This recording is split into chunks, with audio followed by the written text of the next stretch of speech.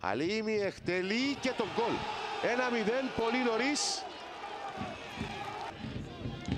Εδώ ο Ανδρέας ο Κωνσταντίνου. Ερμής που είναι πάλι μπροστά. Ένα μπέρδεμα Ενρίκε, το σούτ μπαλά έξω. Έκανε το λάθος, Γαρπόζης.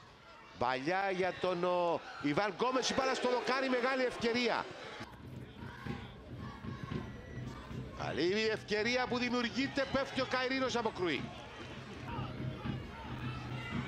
Παναγιώτης Ιωάννου προλαβαίνει, γυρίζει, αλλά Αραμπατζής του Αραμπατζή, Φράγκο Ντεπρούνο εκτέλεσε, η κεφαλιά Αραμπατζής, χάνεται η μεγάλη ευκαιρία.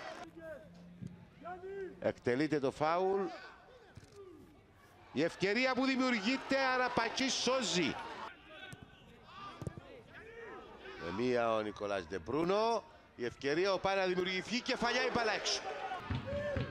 Τακπατζουμί με τον Φραγκοπάνο, το σούτ η μπάλα έξω.